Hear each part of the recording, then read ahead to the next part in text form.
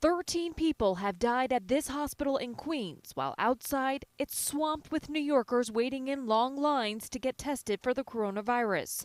The numbers in the city are still rapidly growing, but the nation's top infectious disease expert says studying what's happening here could give clues to help reduce infection rates in other parts of the country. It's accelerating. There are other parts of the country which we need to get a better feel for what is going on. And the way we do that is by increasing testing and identifying people who are infected, isolating them, getting out of circulation, and then do contact tracing.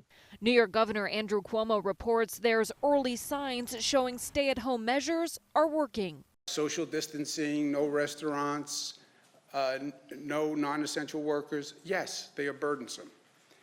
By the way, they are effective, and the evidence suggests at this point that they have slowed the hospitalization.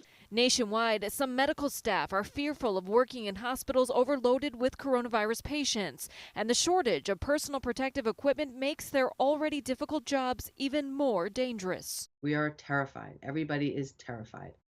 We feel an obligation to take care of our patients. Everybody does, but we don't want to become sick. Watch medical personnel in New Jersey, dressed in full protective gear, move dozens of residents from this nursing home after several tested positive.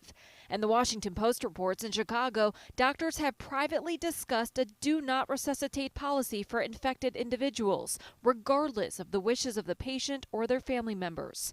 With cases growing in Louisiana, the governor worries hospitals in New Orleans could reach capacity by the first week of April. This depends upon whether the curve gets flattened or whether the trajectory stays where it is. President Trump's still optimistic most of the country will be back to work soon. It could be we'll do sections of our country. There's big sections of our country that are very, little affected by what's taken place.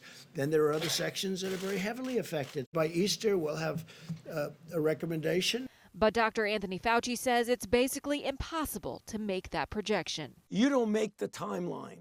The virus makes the timeline. It doesn't matter what you say 1 week, 2 weeks, 3 weeks. You've got to go with what the situation on the ground is.